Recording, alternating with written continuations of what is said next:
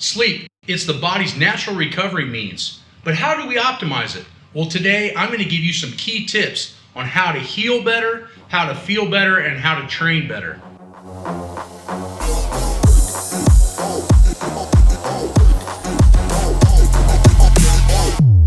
The first thing you want to do if sleep is a monster issue is you got to eat carbs in the PM. Now, a lot of people are going to get pissed off about this statement, and I'm not saying you need to eat junk, probably rice. But at the end of the day, you got to raise serotonin levels for the body to fall. And then as you get used to eating cleaner, you can actually start cutting calories or carbohydrates back.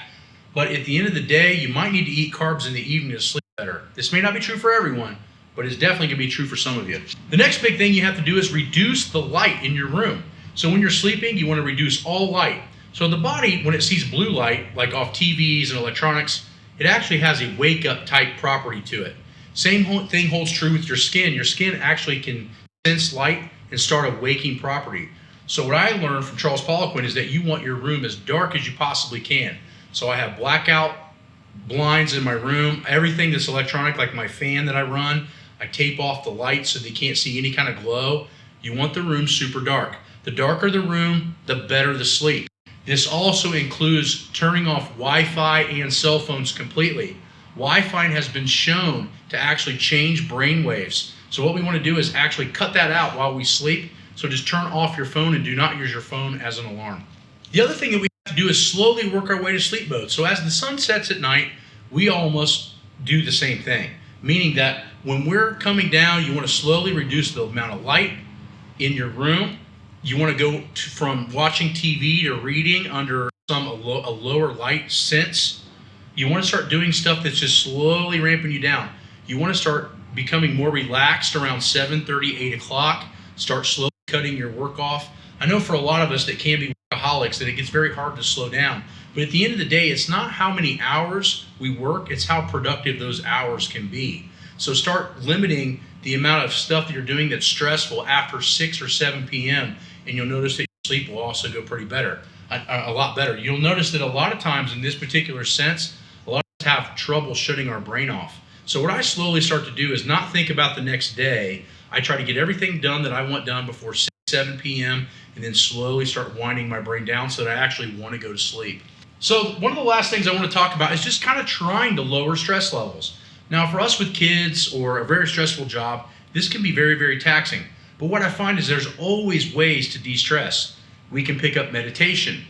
We can do things relieve stress, such as more exercise, as long as it's in the right range, right? Going to doing max effort squats for me was never decreasing stress, it was increasing it. So for some of us that are not trying to be professional lifters or professional bodybuilders, make sure that your lifting is actually reducing stress and not increasing it. Sometimes we put a lot of emphasis on getting better versus just being consistent. And I think that once I learned to do that about 15 years ago, I wanted to go in the gym and just make it to the gym and be consistent. I started having the workouts be a stress relieving versus a stress additive. And that became a very hard pill that I had to swallow in my early mid-30s was I had to start treating workouts like reducing stress versus increasing it. And then what happened is my numbers even got better because I went to the gym and relieved and dumped the stress of the day off in the gym versus had the actual training become a stressor. So if you can figure out a way to do that, that'll be huge too. But start lowering the amount of stress that you're dealing with, whether it be psychological remodeling or just in general changing your particular thought processes on what you're doing. That's going to help out a ton with how well you sleep. So an extra tip we were thinking about, and we're going to go back. So you'll notice that A is different than it was in the other particular parts of this video. Your gut is your second brain, meaning how you eat. We talked about eating carbs in the PM. But also how you eat all day is going to have a pronounced effect on how your body starts to react to everything.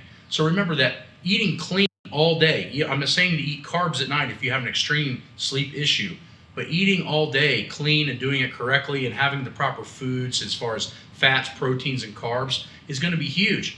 I think a lot of the issue of why we have sleep issues and we don't perform the way we want to perform in the gym is we're just not giving our body the proper building blocks of nutrition throughout the day, and therefore it's affecting our brain function as well.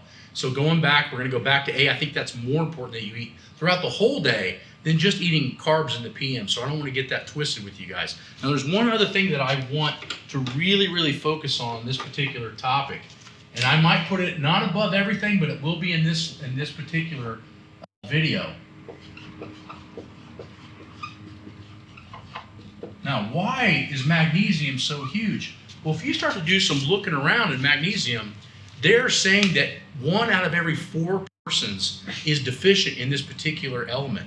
Now, what that is saying is that if you look at magnesium and its function, it has insulin function, which is how your body's going to react to food, and it also has a muscle relaxing and brain shutdown function, meaning that higher levels of magnesium tend to help you learn how to relax. And if 4 out of 5 people, or 1 out of every 4 people is deficient in this particular nutrient, that is a big issue. And I think it's why we're having the heart issues and the sleep issues that we have as a community in the United States. So in closing, sleep is super crucial. Probably one of the most important things that we can do outside of the gym. A lot of people think that the tricks are in the gym on how to get better. In reality, that has a lot of particular importance, but the real importance is what you're doing outside the gym, and sleep is key. So I've given you some big things. Nutrition, you need magnesium. You need to shut lights off. You need to learn to relax and slowly work your way into a sleep mode.